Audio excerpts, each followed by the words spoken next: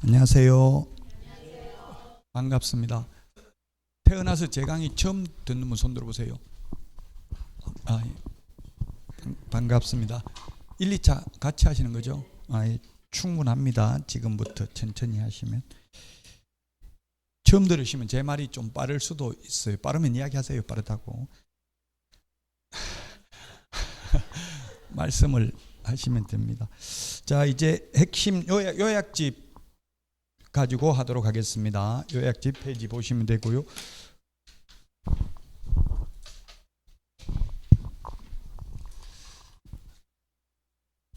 자, 오늘 공부할 내용이 그 요약집 지금 페이지를 적어 놓긴 했는데 이게 정확하게 안 맞을 수도 있어요. 제가 책을 나온 걸 못 본 상태에서 해가지고 조금 혹시 틀릴 수도 있어요. 틀리면 말하세요. 오늘 용어의 정의, 중개대상물, 그 다음에 공인중개사 제도를 하고 그리고 교육제도까지 하도록 하겠습니다. 오늘 하는 게 가장 어렵습니다. 이제 다음 주부터는 논란의 여지가 없고, 오늘 하는 게 총칙이라는 게 총체적 규칙이고요. 그 다음에 보칙은 보충적 규칙이고 부칙은 부수적 규칙입니다. 그래서 부칙은 시험에 안 나오죠. 부수적인 규칙이니까. 그 총칙은 민법도 총칙이 최고 어렵습니다. 그 민법 총칙이라는 거는 계약법, 물권법, 친족상속법 모두에 적용되는 게 총칙이죠. 그 마찬가지로 우리도 이 총칙 용어 정의는 공인중개사법 끝날 때까지 용어를 알고 있다는 전제하에서 강의를 합니다. 그래서 용어 정의가 가장 중요합니다. 그래서 용어 정의란 이 법에서만 쓰는 용어이지 국어사전적 의미는 아니라는 뜻입니다. 자, 그 다음에 중개 대상물이 있고요. 공인중개사 제도 이런 내용들을 하게 되겠습니다. 자, 3페이지 한번 맞는지 페이지 보도록 하겠습니다. 3페이지. 네, 3페이지 맞죠? 페이지. 지금 일단은 맞네. 지금까지는 3페이지 그 박스 요 박스가 있습니다. 이거는 직접 시험에 나오지는 않습니다. 그냥 상식적으로 알면 되는데 단 시험에 나오기는 합니다. 뭐라고 나오냐면 이러이 대통령령하고 시행령 같은 말이고요. 그 다음에 시행규칙하고 국토교통부령하고 같은 말입니다. 그 뉴스에 보니까 지금 현 정부에서 여소야대다 보니까 법률을 개정하지 못하니까 시행령 통치를 하고 있다. 이런 게 어디서 제가 인터넷 뉴스인가 어디서 봤어요. 시행령 통치. 시행령은 대통령이 바꿀 수 있으니까 국회 통과 안 돼도 되니까요. 그래서 시행령 통치를 하고 있다 이런 이야기를 하더라고요. 세부적인 걸 그냥 디테일하게 시행령에서 약간 근데 이게 법률을 위반하지 않는 범위 내에서만 원래 만들어야 되기는 합니다. 자, 어쨌든 공인중개사법은 51개 조문, 38개 조문 시행령, 시행규칙 29개 조문인데 조문 숫자 암기할 필요 없고요. 포괄적 내용을 법률에서 규정하고 있고 세부적 내용을 대통령령, 시행령에서 규정하고 있고요. 아주 세부적인 내용을 국토교통부령, 시행규칙에서 규정하고 있는데 이때까지 시험에 나왔던 걸 예를 들어보면 모든 서식은 전부 시행규칙에 있습니다.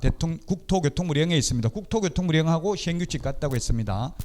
그리고 업무정지, 자격정지, 구체적 기준 국토교통부령에 있습니다.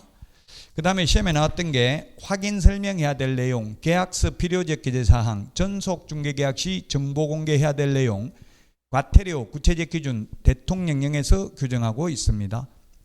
부동산 거래 신고해야 될 사항도 대통령령에서 규정하고 있습니다. 다 암기할 수 없습니다. 그냥 시험에 나오면 대통령령으로 정한다, 국토부령으로 정한다 이런 지문이 나오면 그건 정답이 아닙니다. 옳은 것을 해도 정답이 아니고 틀린 것을 해도 정답이 아니라고 보시면 99%는 맞춥니다. 다 암기하기는 어렵습니다. 이제 집착할 필요는 없습니다. 중요하고 핵심적인 내용만 계속 반복하시면 되겠습니다. 이것도 역시 3페이지 3페이지 그 양가로 2번에 있죠. 이것도 시험에는 나오지는 않습니다. 그냥 상식적인 거죠.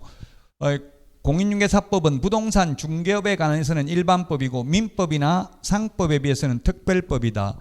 이렇게 일반법, 특별법을 구분하는 실익은 서로 충돌하면 특별법 우선의 원칙에 따라서 특별법을 먼저 적용합니다. 그래서 이렇게 구분하고 있고요. 민법하고 충돌하는 부분이 있습니다. 민법에서는 미성년자라도 법정 대리인의 동의를 받으면 단독으로 유효한 법률행위 할 수 있습니다. 그러나 공인중개사법에서는 미성년자는 부모 동의를 받아도 보조원으로 근무할 수 없습니다. 특별법을 적용하니까 공인중개사법에 안 된다고 돼 있으니까 결격 사유라고 돼 있으니까 미성년자는 자, 그 다음에 우리 공인중개사법은 중간법이라고 했는데 사법과 공법의 중간법이라는 이야기입니다. 근데 거의 99%는 공인중개사법도 공법입니다. 공법인데 중개계약만 사법입니다. 중개계약이라는 게 뭐예요? 우리 집 팔아주세요. 예, 팔아드리겠습니다. 이게 중개계약이죠. 중개계약은 의뢰인과 개업 공인중개사 간에 집 팔아주세요, 사주세요 이렇게 맺는 걸 중개계약이라고 합니다.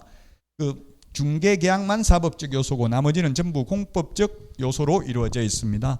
대한민국 영토 내에서만 적용하는 국내법입니다. 예를 들면 무등록 중개업자가 외국에서 중개업을 하다가 적발되어도 그 국가의 법률에 저촉될 수는 있지만 우리나라 공인중개사법 위반은 아니라는 이야기입니다. 그래서 뉴욕 맨해튼에 가니까 복덕방이라는 간판 달고 중개업하는 분 봤고요. 뭐 다낭 이런 데 베트남에서 보니까 황금부동산 이런 거 봤습니다. 중국에서도 이 한국 간판 달고 중개업하는 데가 많더라고요. 그런 경우는 자격증 땄는가 제가 물어보니까 그걸 왜 따요 이러더라고요. 필요 없다는 이야기. 외국서 하려면 우리나라 공인중개사 자격증 취득할 필요 없다. 국내법이니까. 자, 이제 암기 프린트 혹시 받았어요? 암기 프린트?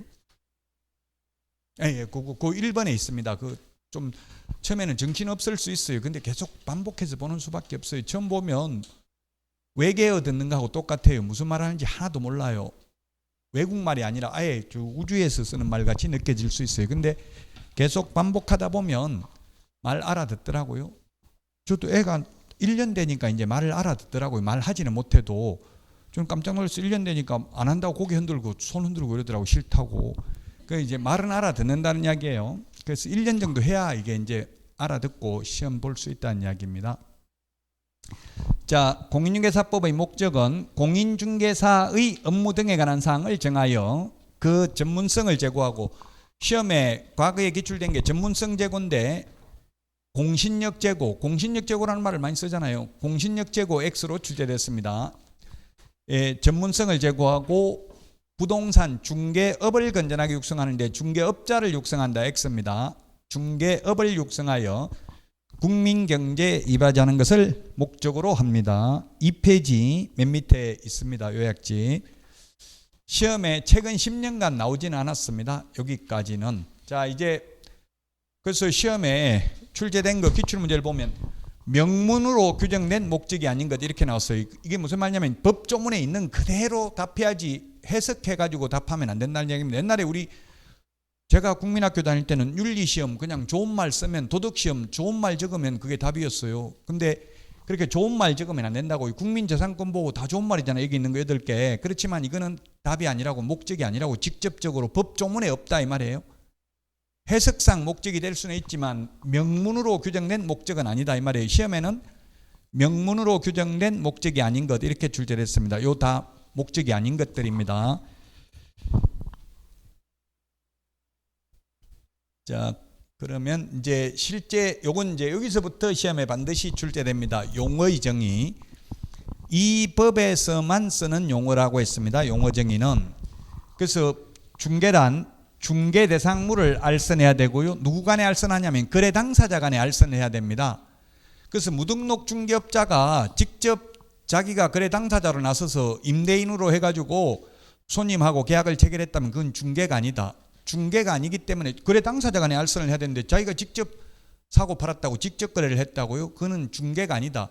그 중개가 아니기 때문에 중개 사고가 아니므로 보험금도 못 받는다는 이야기예요. 중개가 아니면 그 거래 당사자 간에 알선을 해야 되고요. 뭘 알선해야 되냐면 매매, 교환, 임대차를 알선해야 되고 또 그 밖의 권리를 알선하는 것도 중개이다. 이게 어렵습니다. 그 밖의 권리가 예를 들면 공법은 굉장히 어렵죠. 공법이 어려운 이유는 내용이 방대하기 때문에 어렵지 해석상 문제가 되는 건 없습니다. 사실. 근데 이게 공인중개사법은 내용이 많아서 어려운 게 아니라 이게 그 밖의 권리가 뭔지 만약에 이게 공법이라면 그 밖의 권리는 대통령령으로 정한다 또는 국토교통부령으로 정한다 해서 다 열거가 돼 있어요. 논란의 여지는 없다는 이야기예요. 근데 우리는 그 밖의 권리가 뭔지 규정이 없습니다. 대통령령에도 없고 국토부령에도 없어요. 해석상의 문제예요. 그래서 어려운데 이제 시험에 나왔던 그 밖의 권리를 보면 이런 것들이 출제됐습니다.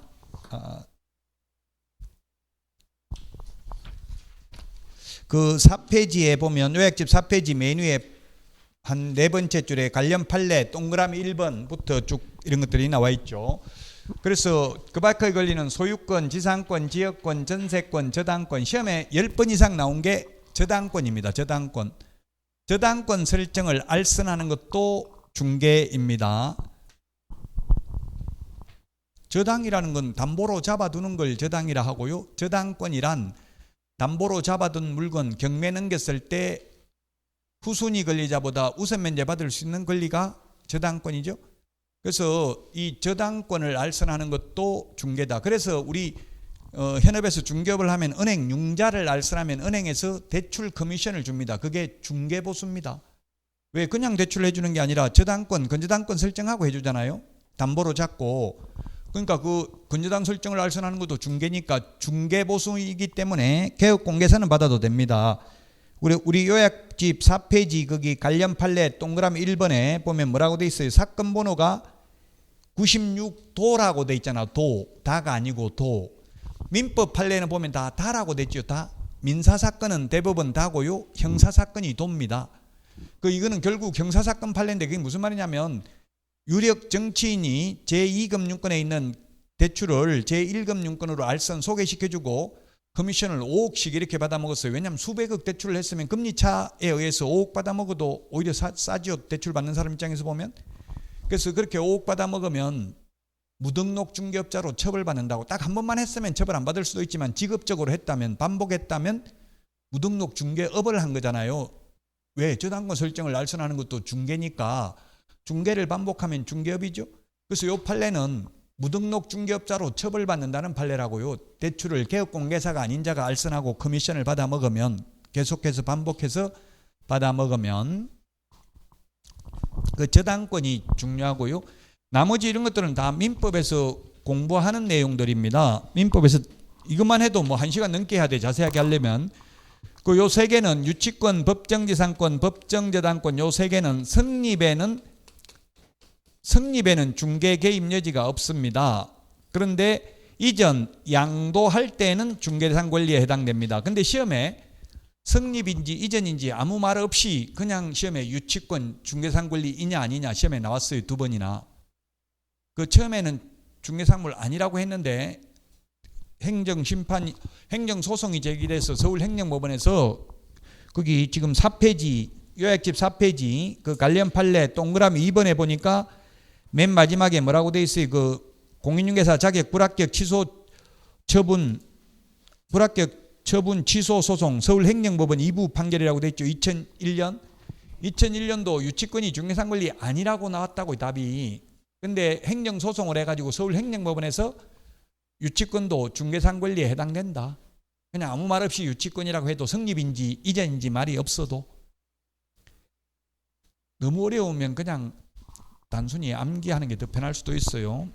어쨌든 그래서 유치권, 법정지상권, 법정저당권 둘 다 성립인지 이전인지 아무 말 없이 나오면 상대적으로 푸시면 돼요. 상대적으로 오지선다행이니까 중개상물이 될 수도 있고 안 될 수도 있다는 이야기입니다. 성립은 아니니까.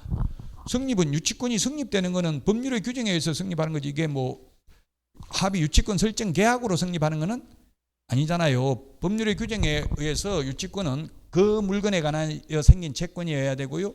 변제기가 도래해야 되고 그 법적 요건을 갖추면 자동으로 성립합니다. 세탁소에 세탁물 맡겼는데 세탁비 안 주면 세탁물 유치할 수 있는 권리가 있습니다. 유치라는 거는 우리 유치장 할 때 유치입니다. 감옥, 교도소 유치장 그게 똑같다고. 한자가 유치장 할 때 유치권하고 유치장 할 때 유치가. 유치라는 말은 꽉 잡고 있을 수 있는 권리 이 뜻입니다. 한자 뜻은. 그러니까 시계 수리 맡겼는데 수리비 안 주면 시계를 꽉 잡고 안 내주고 가지고 있을 수 있는 권리 그게 유치권이라고요. 집 수리했는데 집 수리비 안 주면 그 집에서 안 나가고 버틸 수 있는 힘. 저도 아파트 입주하니까 막 인테리어 돈도 안 받고 인테리어 다 해주더라고. 뭐라고 하지? 그걸 인테리어라고 하나? 옵션? 뭐라고 하죠? 뭐 확장 같은 거 하고. 확장은 요즘은 건설사에서 다 해주지만 확장 말고 뭐 중문 같은 거 달고 이런 걸 뭐라고 그래요? 리모델링? 처음 분양받은 걸 리모델링이라는 말까지는 안. 오래된 걸 고치는 거는 리모델링이라고 하는데 뭔지 생각이 안 나네 갑자기. 예? 인테리어?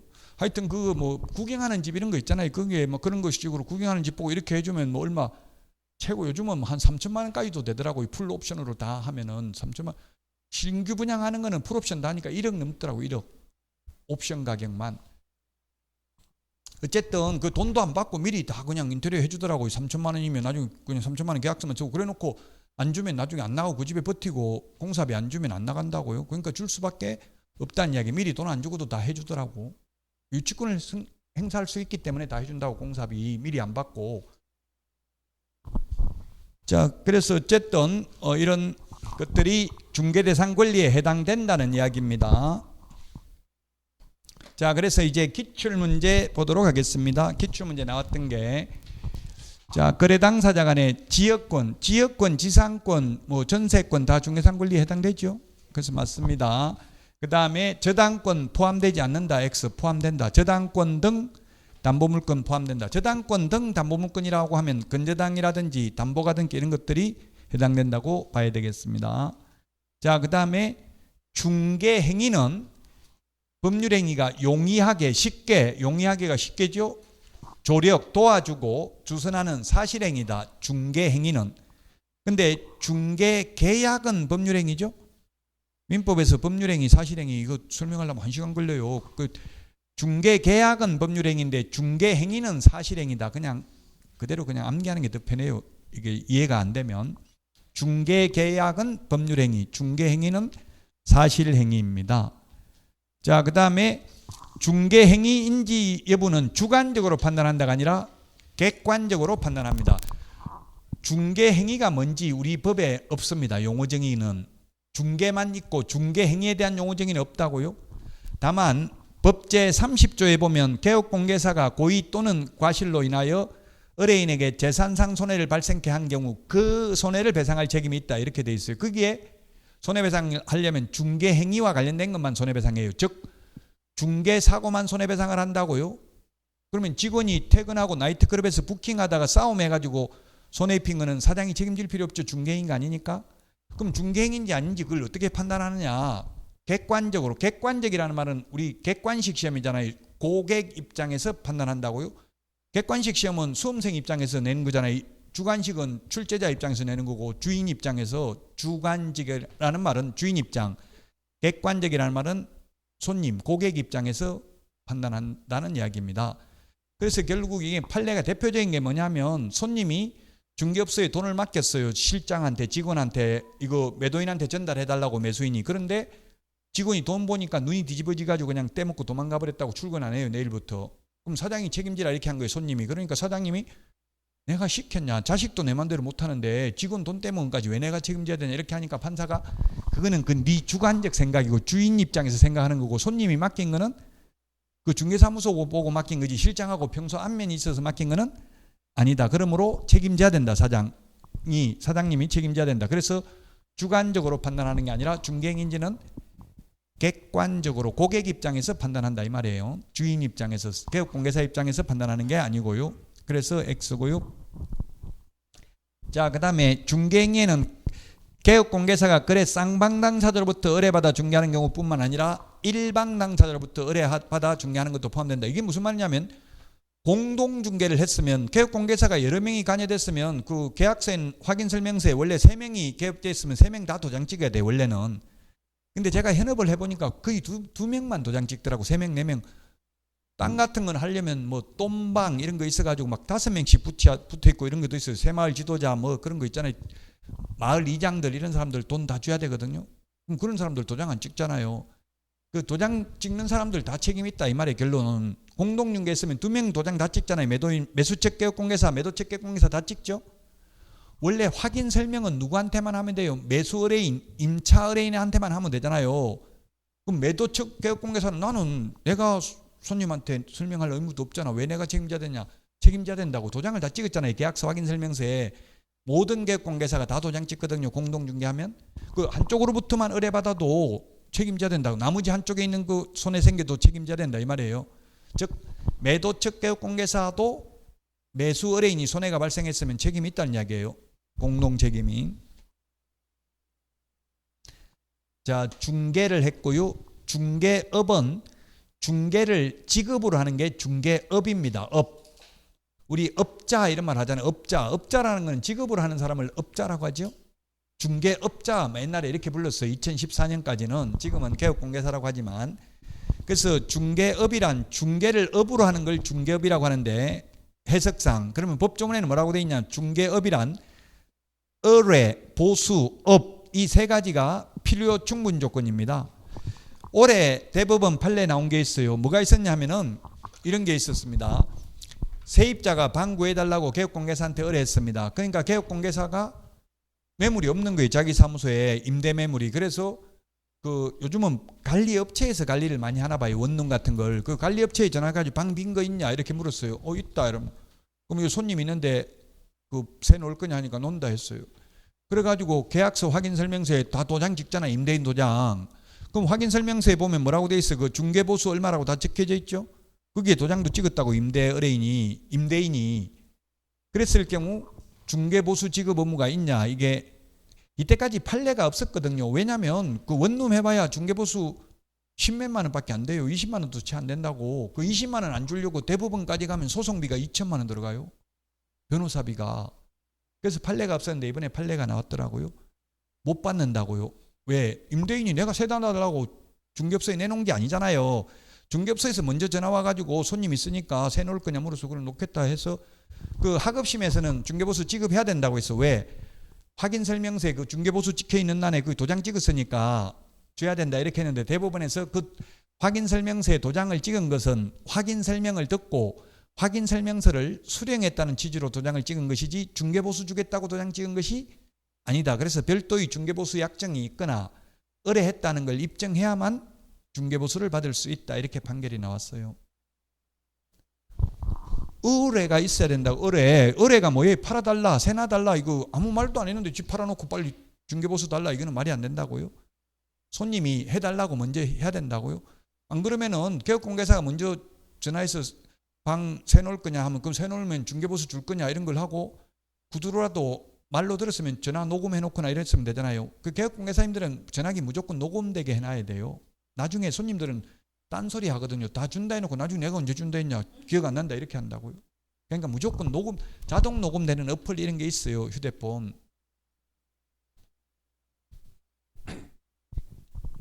자, 그래서 이 세 개가 필요 충분 조건이다. 이 세 개 중에 하나라도 빠지면 중개업이 아니다. 중개는 아무나 할 수 있습니다. 무자격자도 한 번만 중개하는 거는 해도 됩니다. 돈 받아도 됩니다. 근데 이 직업으로 하는 중개업은 개업공개사만 할 수 있고 개업공개사가 아닌 자가 해도 그 중개행위의 효력은 유효하지만 무등록 중개업자로 처벌합니다. 3년 이하의 징역이나 3천만 원 이하의 벌금. 무자격자가 중개업을 하면 여러분들은 중개하려고 자격증을 따는 게 아니라 중개업을 직업으로 하려고. 그럼 만약에 이게 의뢰를 있어야 되고 보수를 받아야 되고 업으로 해야 되는데 업이란 불특정 다수입니다. 그 특정인, 이모, 고모, 애인, 친구에게만 소개하고 돈 받으려면 자격증 안 따고 해도 된다고요?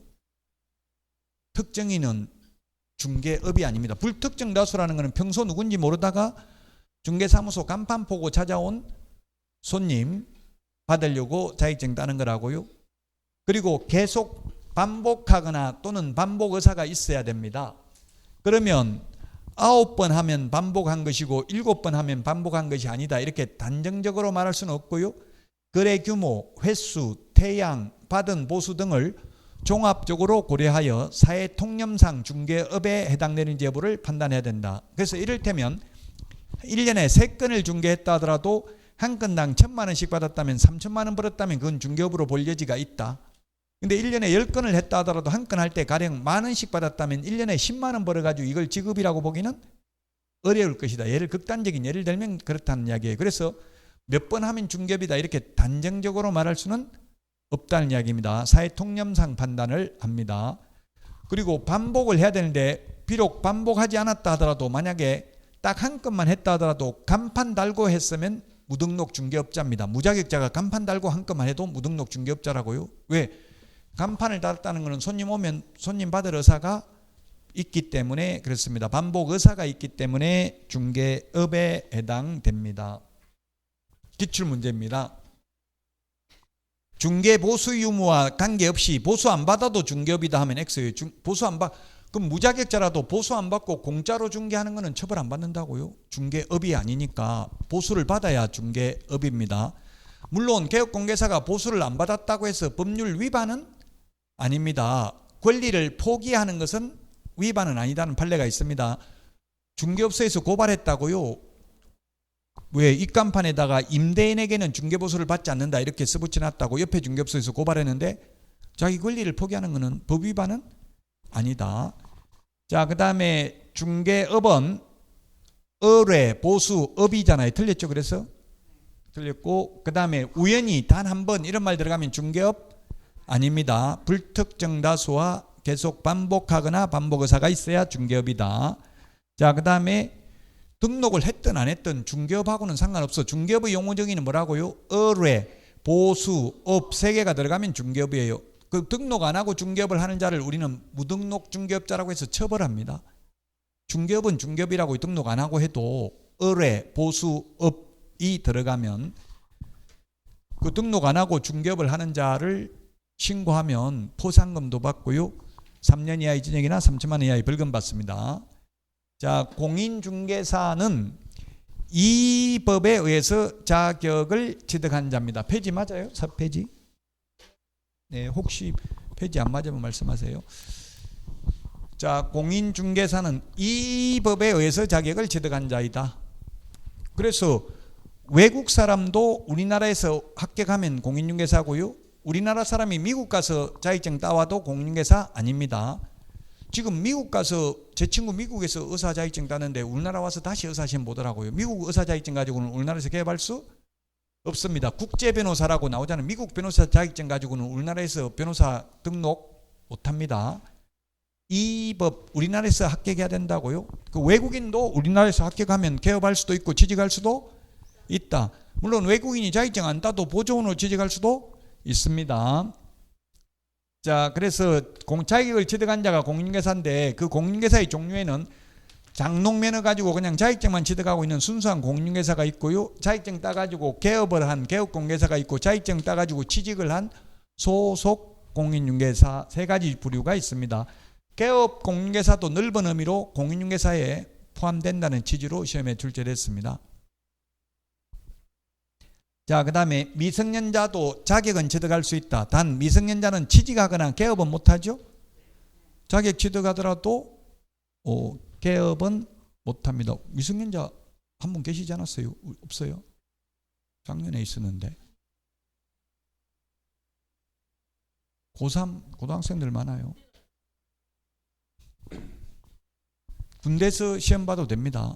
요즘은 아니고 옛날에도 저도 군대에서 시험 봤어요. 저도 군대에서 제가 학력고사 3번이나 봤어요. 시험을. 군대에서 2번 보고 학교 다니다가 군대 갔는데 군대에서도 시험 봐도 돼요. 옛날에도 봤는데 뭐 지금도 당연히 봐도 되죠. 교도소에서도 시험 봐도 됩니다. 공인중개사 시험. 교도소 복역 중인 사람 있으면 책 사다가 주세요. 이거 시험 볼 수 있어요. 교도소에서도. 교도소에서 시험 보고 이러면 모범수로 가석방 낼 수 있어요. 양형 성적이 우수하다 공부하고 이러니까.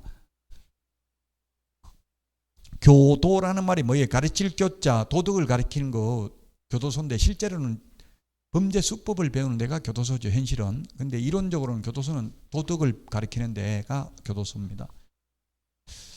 자, 그 다음에 외국법에 따라 자격을 취득해도 공인중개사 아니다. 외국서 자격증 따와도 공인중개사 아니다. 그 다음에 외국인도 우리나라에서 시험 봐가지고 합격하면 공인중개사 될 수 있다.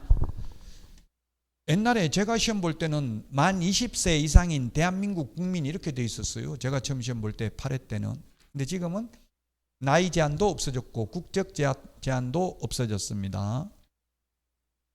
자, 그 다음에 개업 공인중개사는 자격증 따가지고 개업한 사람입니다. 해석상. 근데 그걸 용어 정의를 그렇게 안 해놓고 이 법에 의해서 등록한 자입니다. 이때 등록, 지금 모든 전문 자격사들이 다 등록합니다. 의사, 약사, 변리사, 변호사, 공인회계사, 세무사 다 등록입니다.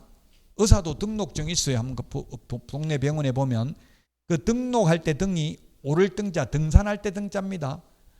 그 등기 등록이 사실은 같은 뜻이에요. 등기법에서는 등기라는 말을 쓰고 공간정보 구축 및 관리 등에 관한 법률에서는 등록이라는 말을 쓰는데 법마다 쓰는 용어가 달라서 그렇지 둘 다 기록하는 거잖아요. 기록을 올리는 걸 등록이라고 하잖아요. 등기부에 기록 올리는 걸 등기라고 하고 기재할 기자, 오를 등자 그게 등기라고요. 등기부에 기록을 올리는 게 등기고 등록도 마찬가지예요. 등록 대장에다가 기록을 올려놓는 거, 이 사람은 개업공개사다 적어놓는 걸 등록이라고 한다고요. 자, 어쨌든 등록한 자를 개업공개사라고 합니다. 용어 정의가. 그래서 개업공개사의 종류에는 세 가지 종류가 있습니다. 법인인 개업공개사, 이 말은 법인은 법적으로 사람 이 말이죠. 자연인의 반대 개념입니다. 법적으로 사람, 회사입니다. 회사 무슨 중개 주식회사, 무슨 중개 법인 이런 경우 저한테도 누가 명함 보냈더라고. 강남 개발 부지 전문 법인 이렇게 해가는데 왠지 그러니까 좀 약간 사기꾼 같은 느낌은 들던데요.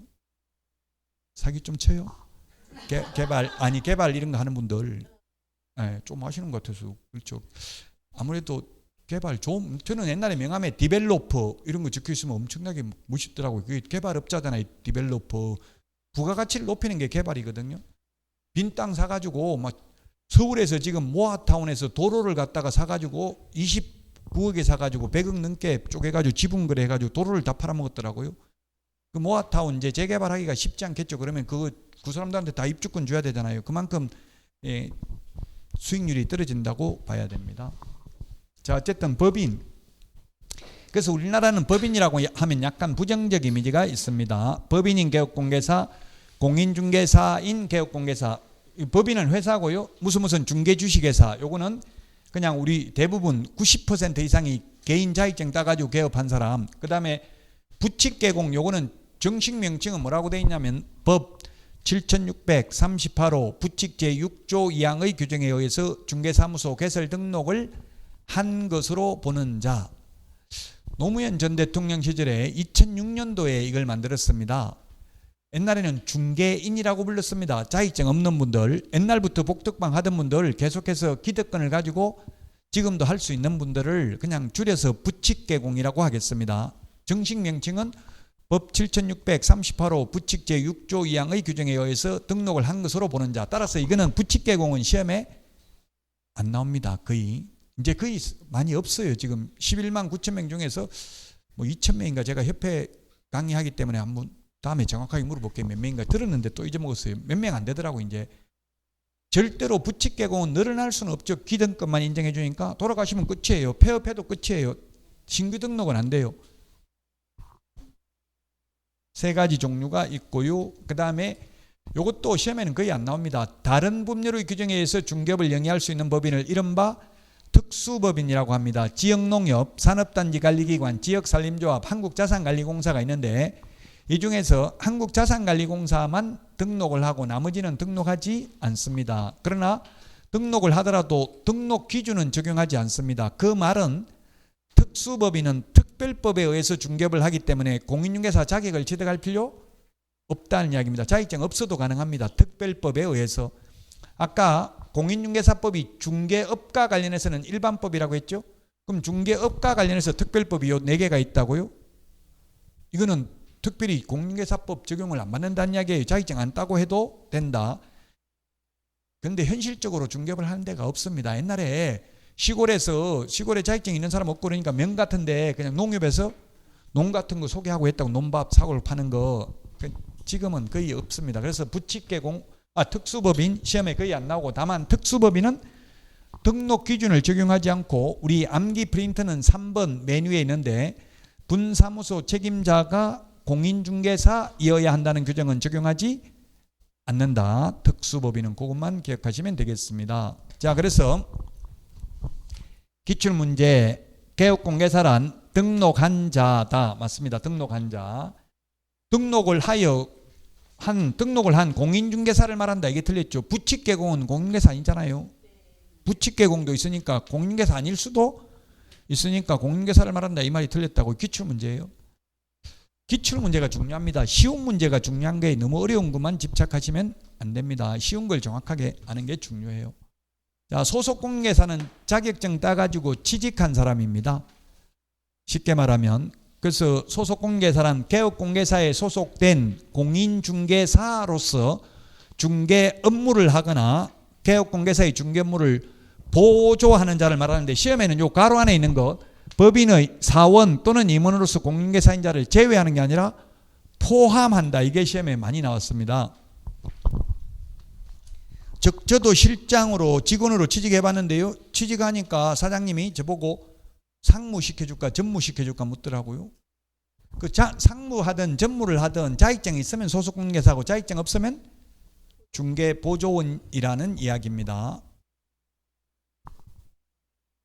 자, 그 다음에 소속공인중개사의 경우에는 중개 업무를 할 수 있습니다. 계약서 작성, 확인설명, 확인설명서 작성을 하여야 하는 게 아니라 할 수 있다. 원래는 개업공개사가 해야 되는데 소속공인중개사도 중개 업무를 할 수 있고, 이 중개 업무가 무엇인지 유권 해석이 이 세 가지를 중개 업무라고 보고 있다고요. 국토부에서. 만약 계약서와 확인설명서를 작성했다면 소속공인중개사가 개업공개사와 함께 서명 및 날인해야 됩니다. 함께 서명 및 날인해야 되고 인장 등록도 해야 됩니다. 소속공인중개사는. 자, 그래서 시험에 기출문제 26회 때 소속공인중개사란 법인에 취직한 사람만 말한다. 만자 때문에 틀렸죠. 법인 아니고 개인중개업소에 근무할 수도 있습니다. 그래서 틀렸고요. 그 다음에 법인의 임원이나 사원으로서 중개업무를 수행하는 소속공인중개사도 포함한다고 했죠. 포함한다. 상무이사든 전무이사든 자격증이 있으면 소속공인중개사고 자격증 없으면 중개보조원이라고요. 자, 그 다음에 개업공개사란 법인의 사원으로서 중개업무를 수행하는 공인중개사는 소속공인중개사이다. 즉 법인의 임원 또는 사원으로서 공인중개사인 자를 포함한다. 이 말이죠. 맞습니다. 중개보조원입니다. 중개보조원은 자격증 안 따고 취직한 사람이죠. 그래서 공인중개사가 아닌 자로서 개업공개사에 소속되어 현장 안내 및 일반 서무 등 단순한 업무를 보조하는 자를 말합니다. 이런 거는 시험 보고 나면 잊어먹어야 돼. 이거 법대로 하다가 얼마 전에 싸웠다 하더라고요. 저한테 연락 왔는데 보조원이 직무교육 받으니까 중개업무는 하면 안 되고 단순한 업무 보조만 할 수 있다 이렇게 들어가지고 손님이 그 도배는 깨끗하냐, 뭐 은행 융자는 있냐 이런 거 물으니까 저는 보조원이니까 절대 아무 말 못합니다. 그러니까 손님이 뭐 이런 재수없는 인간이냐, 그럼 안 보러 가겠다 이렇게 해가지고 아예 가지도 않고 싸움만 했다 하더라고요. 현실적으로는 다 하고 있죠. 물으면은 그냥 애매하면 그냥 사장님이 자세하게 말씀드릴 건데 일단 보고 말씀하시죠 이렇게 하고 보기는 봐야 돼. 보지도 않고 말 안 하면 보러 가지도 않는다고요. 자, 어쨌든 중개 업무는 할 수 없습니다. 즉 보조원은 계약서 작성, 확인설명서 작성, 확인설명은 할 수 없다. 그러나 보조원도 고용신고, 고용관계 종료신고는 해야 되고 계약서 작성 등은 할 수 없다. 자, 기출문제 28회 때 계약서 작성 등 의무 부담한다. X. 보조원은 계약서 작성하면 안 된다. 아예 작성하면 안 된다고요. 계약서 작성, 확인설명서 작성, 확인설명. 자, 그 다음에 보조원 확인설명 의무 부담한다. X. 확인설명하면 안 된다. 부담하는 게 아니고. 중개업무는 못한다고요. 보조원은 확인설명, 확인설명서 작성, 계약서 작성. 보조원 확인설명 의무가 있다. 거의 비슷하게 출제됐잖아요. 기출문제가. 중개 업무는 못한다. 보조원은 현장 안내 및 일반 서무 등 단순한 업무를 보조하는 자를 말한다. 1회 시험 때는 그냥 공부 안 해도 풀 수 있는 건 나왔어요. 개업공개사, 소속공개사, 중개보조원 모두 다 할 수 있는 것은 1번 계약서 작성, 2번 확인설명서 작성, 3번 확인설명, 4번 집 구경시키러 데리고 가는 곳. 답은 구경시키러 데리고 가는 건 아무나 해도 됩니다. 현장 안내잖아요. 이건 보조원도 해도 됩니다. 자, 여기까지 하고 쉬었다가 중개대상물부터 하겠습니다.